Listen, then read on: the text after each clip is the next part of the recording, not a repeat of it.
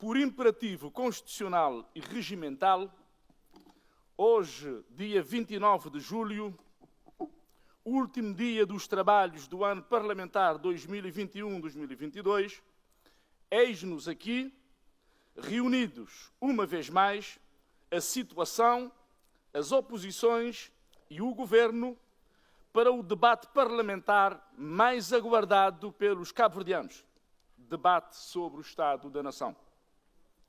Caros concidadãos, por mais ou menos inflamados ou eloquentes que sejam os discursos políticos a serem proferidos hoje neste hemiciclo, a palavra crise vai constar de todos eles e, por ser uma verdade indesmentível que caracteriza de facto o estado da nossa nação. Crise é, sim, a palavra-chave no debate sobre o estado da nação. Negá-la ou tentar fingir é um enorme pecado. Também não queremos nem pretendemos que com o presente debate se pinte de verde o estado da nação. Mas também rejeitamos em absoluto que se tente resumir o estado da nação a uma situação de caos. Verdade é que os novos tempos são de enormes desafios e de construção de diálogo entre todos os cabo-verdianos. Cabo Verde, pequeno estado insular, localizado no Atlântico Médio, a meio caminho de norte para sul, como bem cantou o poeta, tem sido nos últimos 6 anos fortemente impactado pelos efeitos de uma tripla crise, nunca antes vivenciada, e não fora, repito, e não fora as medidas atempadas e assertivas de auxílio às pessoas e às empresas, tomadas pelo governo, chefiado por Ulisses Correia e Silva, com o inegável apoio dos nossos parceiros internacionais, sabe-se lá como estaríamos hoje ou qual seria o estado da nossa nação hoje.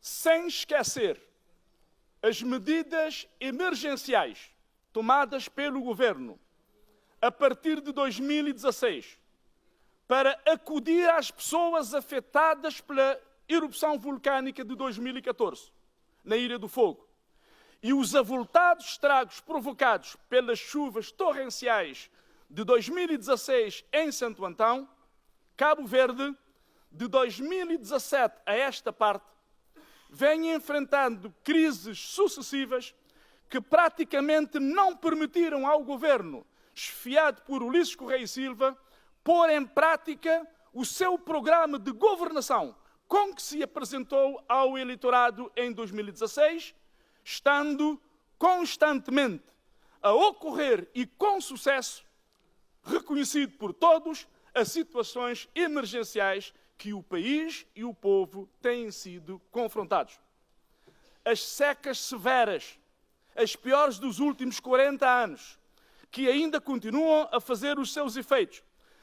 A pandemia do Covid-19 e agora a guerra na Ucrânia não deram tréguas ao governo nem aos cabo-verdianos, cujos efeitos, por certo, vão se fazer sentir por muitos anos nesta nossa nação.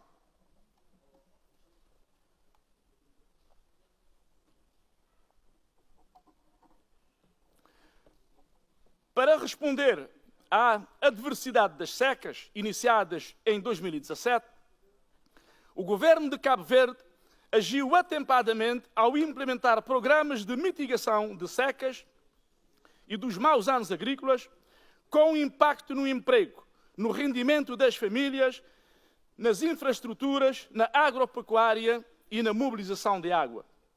Assim como de forma estratégica, através do aumento da resiliência no setor agrário, assente na diversificação das formas de mobilização de água para irrigação, articulado com a política de transição energética e de investigação agrária ou com a massificação da utilização de energias renováveis para apoiar a estratégia de água para a agricultura. O Governo montou e executou, de 2017 a 2019, programas de mitigação no valor de 2.500 milhões de escudos, com respostas de emergência e de reforço de resiliência que permitiram assegurar a manutenção da capacidade produtiva na pecuária, na mobilização da água e gestão da sua escassez, bem como a promoção do emprego público para as famílias mais afetadas. Diga-se que a preocupação do Governo não foi apenas mitigar, mas também aumentar a resiliência do país. O programa de mitigação dos efeitos dos maus anos agrícolas, devidos às secas, conta em 2022 com uma dotação de 145 milhões de escudos e que, através do Fundo do Ambiente e do Fundo do Turismo, serão investidos de 2022 a 2026 uma média anual de 1 milhão de contos, abrangendo todos os municípios e projetos em parcerias com as câmaras municipais. A verdade é que, senhores deputados, as crises causadas pelas secas, não obstante seus efeitos nefastos, não intimidaram o Governo, chefiado por Ulisses Correia e Silva, nem impediram a tomada de medidas de políticas assertivas que permitiram que o PIB passasse a crescer cerca de 6%, o desemprego caísse para 11,3%, a dívida pública reduzisse para 115% do PIB e o rendimento das famílias aumentasse no final do ano 2019. Senhores deputados,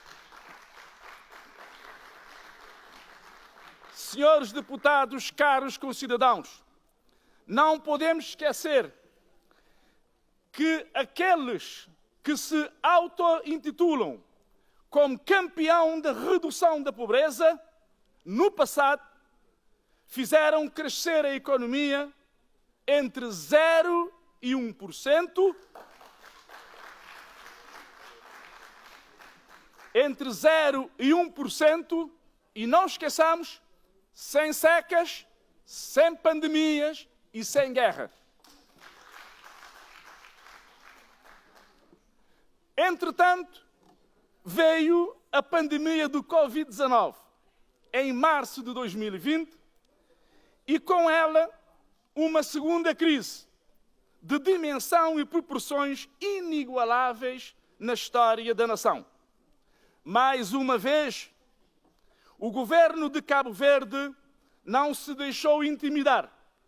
Concebeu e executou medidas atempadas e assertivas que permitiram o controle da situação sanitária com altos níveis de vacinação, a proteção do emprego, das empresas e o rendimento das famílias cabo-verdianas. Estudos independentes iniciais revelaram que, caso não fossem tomadas medidas, mais de 400 mil pessoas poderiam ser infectadas com o vírus do Covid-19. E o número de óbitos poderia aproximar dos 2.000. Na verdade, os números de infecções rondam hoje as 62.000. E os de óbitos não ultrapassam os 410. Quer isto dizer que as medidas tomadas pelo Governo foram atempadas e foram assertivas e, sobretudo, produziram bons resultados.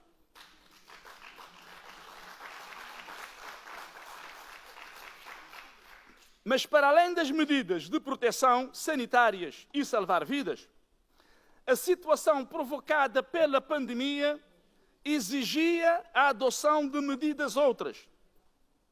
e estas também foram tomadas.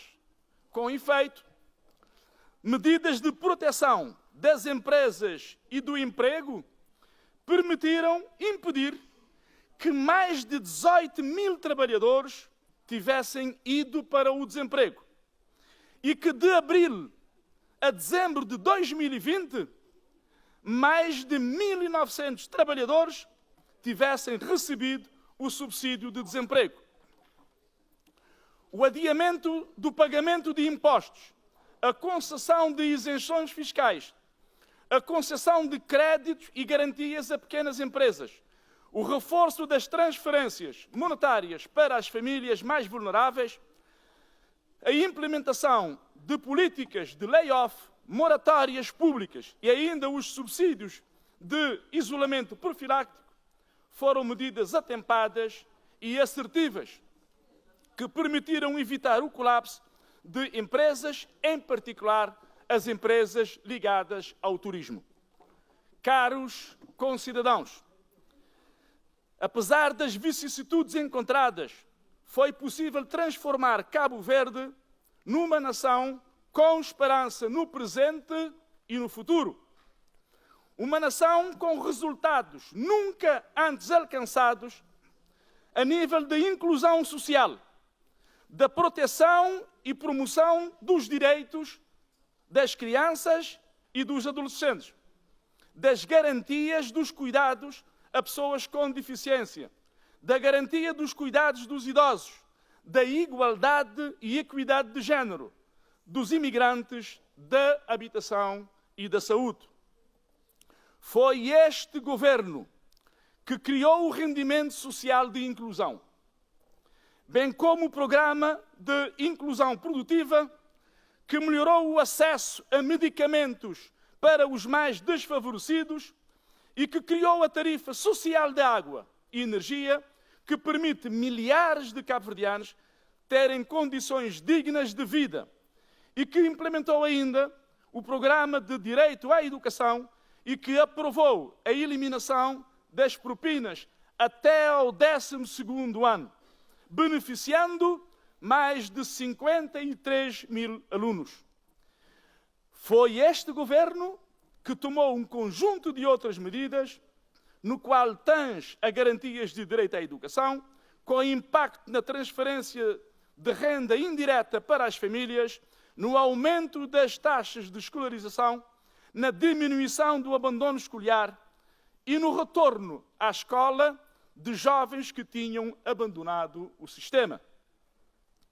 Outras medidas de políticas de índole sociais foram programadas e implementadas, a começar pela criação do emprego público, não só no meio urbano, quanto no meio rural, através de um programa, o chamado Programa PRA, que incomoda muita gente neste país, numa parceria de Governo Central com todos os 22 municípios do país, fruto de uma relação de excelência cimentada pelo Governo, que desde o início considerou os municípios como parceiros e não como concorrentes.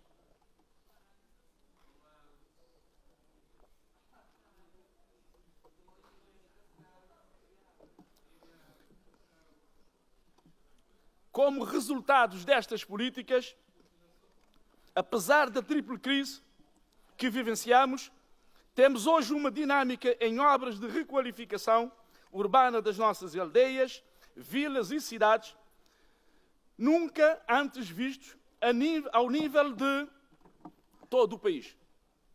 Com isso, estamos a melhorar a vida dos cabo-verdianos, estamos a aumentar a autoestima dos cabo-verdianos, principalmente dos jovens.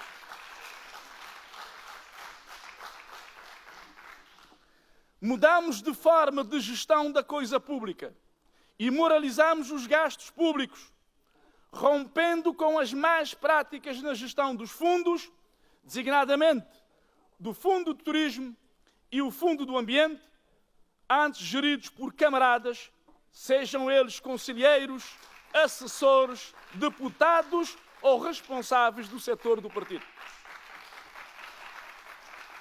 Hoje, os recursos são canalizados aos municípios e estes, sim, prestam contas às Assembleias Municipais e ao Tribunal de Contas. Senhor Presidente da Assembleia Nacional, senhoras e senhores deputados, caros cabo-verdianas e cabo-verdianos, as adversidades incomodam, sim, mas não intimidam o governo. Não obstante os novos desafios colocados pela guerra provocada pela invasão da Ucrânia, o programa de retoma económica, gizada pelo governo em 2021, mantém-se de pé e está na fase da sua implementação.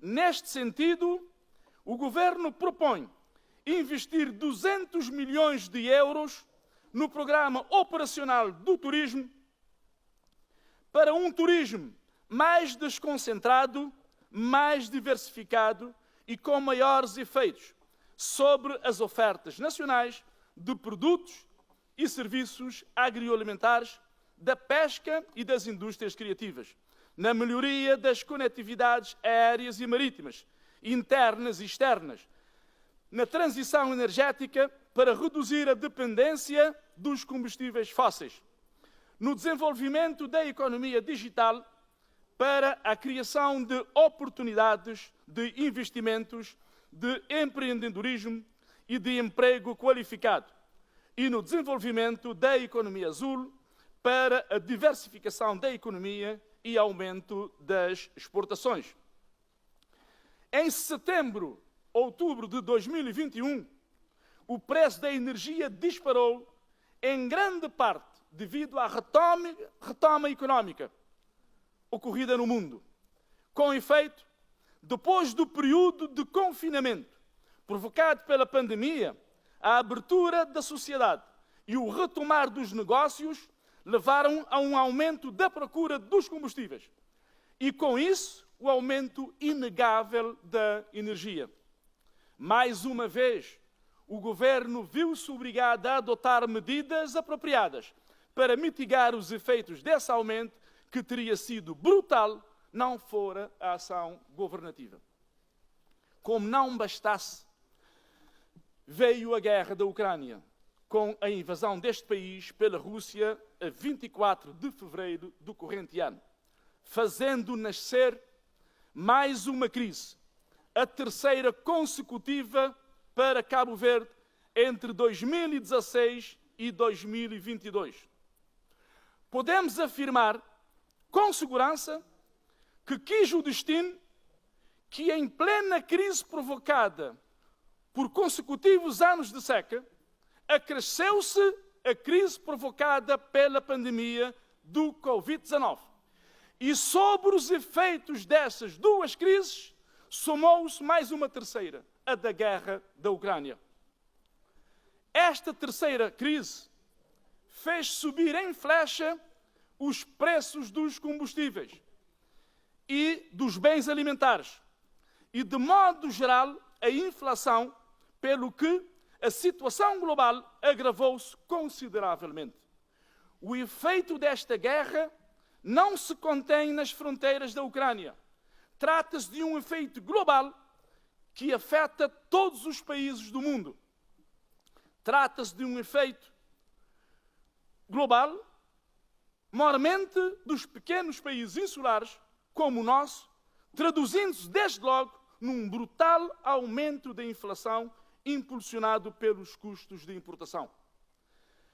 A conjuntura internacional atual, marcada por incertezas, devia imprimir uma maior urgência na adoção de uma nova atitude. Momentos de crise são de grandes mudanças e não há crise mais claramente explícita do que a da Ucrânia, que resulta de uma guerra aberta que, querendo ou não, está a ter as suas repercussões e provavelmente destruir a atual ordem mundial e criar outras mutuamente hostis ou pouco colaborantes.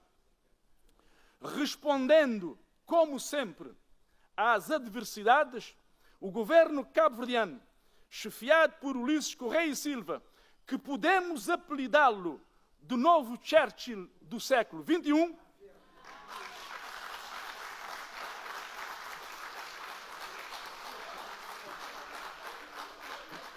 adotou medidas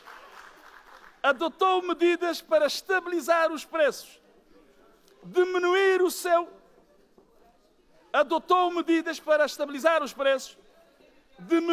seu impacto. Sr. Presidente. Queira continuar, Sr. Líder Parlamentar do MPD, a sua intervenção. Adotou medidas para estabilizar os preços, diminuir o seu impacto, tornar o país mais resiliente e evitar que esta escalada de aumento dos preços seja transmitida diretamente para os consumidores ou para as empresas. As medidas de estabilização dos preços passam, por exemplo, pela subsidiação do trigo e do milho, e o Governo vai implementar estratégias de forma a garantir estoques de alimentos, sobretudo dos cereais. Senhor Presidente da Assembleia Nacional, Senhor Primeiro-Ministro, senhoras e senhores deputados cabo-verdianos, nenhum governo de Cabo Verde governou em época de crises como o governo de Ulisses Correia e Silva. Nenhum governo em Cabo Verde, desde a sua independência, teve necessidade de tomar medidas corajosas, atempadas, para acudir às necessidades das pessoas. E os sujeitos parlamentares que não veem isso, apenas e só demonstram a insensibilidade que têm perante governar um país que não é fácil, governar um país assolado por uma tripla crise, que só não vê quem não quer. A nação está a viver uma tripla crise, que impacta sobremaneira as nossas vidas, principalmente os mais vulneráveis, e vale a verdade, pouco ou nada podíamos fazer para a evitar. Como em outras ocasiões, é nos momentos difíceis que mostramos a fibra do cabo-verdiano. Como em outras ocasiões, é nos momentos difíceis que o governo de Ulisses, governo Silva, mostra a sua fibra. Juntemo-nos ao governo para juntos transformarmos as adversidades em oportunidades para Cabo Verde e para todos os cabo-verdianos. Afinal, neste momento muito difícil para todos nós, está em causa o futuro deste país, que é de todos nós. Cabo Verde no caminho seguro. Muito obrigado, Sr. Presidente.